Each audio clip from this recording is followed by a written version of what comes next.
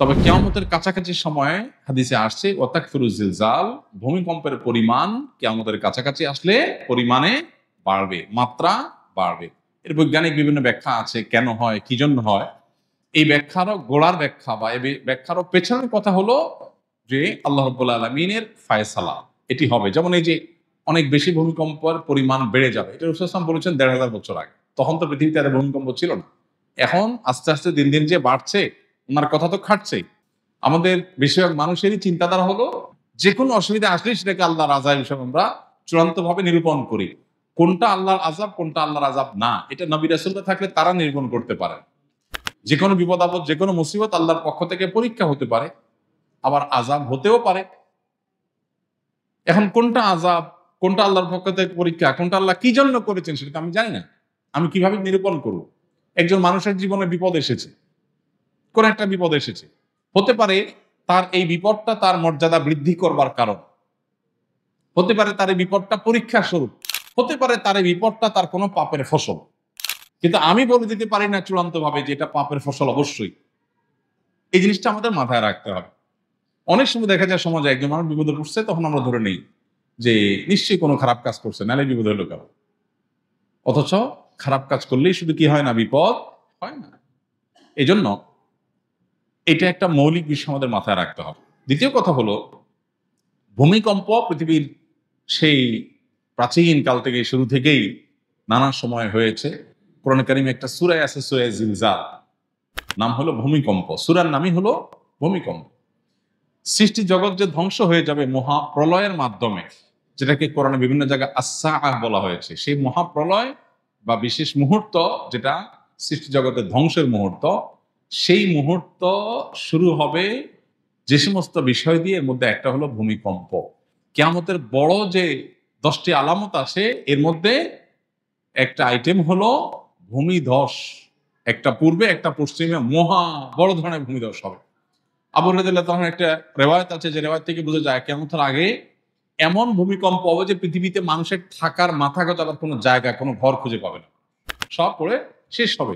অর্থাৎ সিস্টেম ভেঙে পড়বে। তো ভূমিকম্পের বিভিন্ন রূপ আছে। তবে কিয়ামতের কাছাকাছি সময়ে হাদিসে আসছে ওয়াতাকফিরুজ জিলজাল, ভূমিকম্পের পরিমাণ কিয়ামতের কাছাকাছি আসলে পরিমাণে বাড়বে, মাত্রা বাড়বে। এর বৈজ্ঞানিক বিভিন্ন ব্যাখ্যা আছে, কেন হয়, কি জন্য হয়।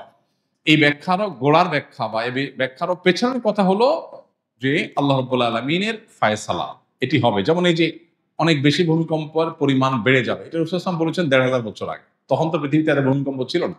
এখন আস্তে আস্তে দিন দিন যে বাড়ছে, ওনার কথা তো খাটছেই। এখন হয়তো অনেক বৈজ্ঞানিক গবেষণা, বৈজ্ঞানিক অনেক সূত্র আমরা আবিষ্কার করতেছি। হ্যাঁ, প্লেটের পরিবর্তনের কারণে, এটা সেটার কারণে আমরা বলতে পারছি যে ভূমিকম্প হচ্ছে। কিন্তু নবী সাল্লাল্লাহু আলাইহি ওয়াসাল্লাম যখন বলেছেন, তার কাছে কোনো বৈজ্ঞানিক গবেষণার কোনো ফলাফল ছিল না, কিন্তু সেটা খাটছে অক্ষরে অক্ষরে। তাহলে বোঝা গেল যে বৈজ্ঞানিক ব্যাখ্যা, গবেষণা থাকতে পারে, সেগুলো সত্য হোক, কোনো অসুবিধা নেই, সত্য হতে পারে, সত্য। এরপরও এর চেয়ে মহাসত্য হলো এটা আল্লাহর ফয়সালা, এটা আল্লাহর ফয়সালা, এবং সেজন্য হচ্ছে।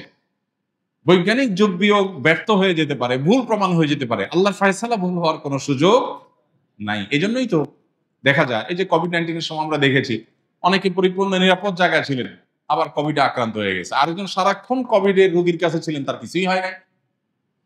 তাহলে বৈজ্ঞানিক যুক্তিতে একজন লোক সেফ ছিল, সেটা ভালো থাকার কথা, কিন্তু ভালো থাকে না, তাই না? এই জন্য আল্লাহ রাব্বুল আলামিন কি চাচ্ছেন সেটাই বড় জিনিস। আমরা বিভিন্ন কারণ আবিষ্কার করতে পারি, ডেফিনেটলি সে কারণ আবিষ্কার করব, সতর্ক থাকবো, বোঝার চেষ্টা করব, এগুলো কোন সাথে কোন হাদিসের কন্ট্রাডিক্টরি নেই। কিন্তু বিশ্বাসের জায়গা হবে সেটাই যেটা আল্লাহ তাআলা ফয়সালা করে রেখেছেন। এজন্য ভূমিকম্পের এই সমস্ত পরিস্থিতিগুলো আল্লাহ তাআলার আয়াত, আল্লাহর নিদর্শন সমূহ বলতে পারি। আল্লাহ তাআলা কোরআনে কারিমে বলেছেন যে আল্লাহ তাআলা যে নিদর্শন নাজিল করেন, সেই নিদর্শনটা মানুষকে সতর্ক করবার জন্য নাজিল করেন। অতএব আমাদেরকে সতর্ক হতে হবে, এবং এই সমস্ত ভূমিকম্প আমাদেরকে সতর্ক করে যে আমরা যে কোনো মুহূর্তে দুনিয়া থেকে চলে যেতে পারি। বিধায় আমাকে প্রস্তুত থাকতে হবে সব সময়। তওবা, ইস্তেগফার, আল্লাহর দিকে রুজু হওয়ার জন্য কোনো অপেক্ষা নয়। এখনই এই মুহূর্তে আমার তওবা করে ফেলতে হবে, হতে পারে এর পরের মুহূর্তে আমি আর সুযোগ পাবো না। দুনিয়াটা যে খুবই ক্ষণস্থায়ী, এটাকে আমরা যতটা পার্মানেন্ট মনে করি, যেভাবে এটার জন্য আমাদের প্রিপারেশন থাকে, তাতে মনে হচ্ছে অনন্তকাল থাকবো, সেটা যে ভুল। এটা আল্লাহ তাআলা এই সমস্ত ঘটনার মধ্য দিয়ে আমাদেরকে বারবার করে বার্তা দেন, স্মরণ করান নবী রাসূলরা এসে যে কাজটি করাতেন, স্মরণ করাতেন সেটি। অতএব আল্লাহ তাআলা আমাদেরকে এগুলো থেকে শিক্ষা গ্রহণ করবার তৌফিক দান করুন।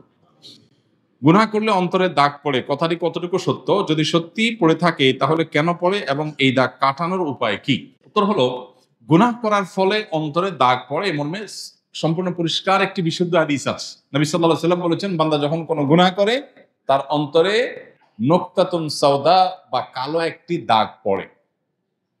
গুনাহ যদি বড় হয় দাগ হয়তো বড় হয়, গুনাহ ছোট হলে দাগটা ছোট হয়। তো এইভাবে অন্তরে যখন দাগ পড়ে, মানুষের অন্তরটা হলো আয়নার মতো। অন্তর দিয়ে মানুষ অনুধাবন করে, ভালো মন্দ পরখ করে, বুঝে। তো গুনাহের ফলে একটা দাগ পড়ে, আরেকটা গুনাহ পরে আরেকটা দাগ পড়ে। এইভাবে গুনাহ করতে করতে অন্তরের উপর আস্তে আস্তে দাগ পড়ে, সেটা মলিন হয়ে যায়, অন্ধকার হয়ে যায়।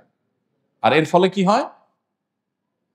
এই অন্তরে আর ভালো কিছু নিরূপণ করার শক্তি থাকে না। এই জন্য দেখবেন যারা পাপাচার করতে করতে করতে সব রকমের পাপ করে, নামাজ পড়ে না, গুনাহ করে, গান বাদ্য মাদক হারাম সবকিছুতে ডুবে থাকে, এই মানুষগুলো দেখবেন খুব সহজে সঠিক পথে ব্যাক করে না এবং তারা ভালো মন্দ বুঝতে পারে না। কারণ ওই যে একটা স্বচ্ছ আয়না, আমরা যখন চেহারা দেখি, চেহারার ভালো মন্দ দিকগুলো আয়না দেখা যায়, তখন আমরা ঠিক করি, এটা সংশোধন করি।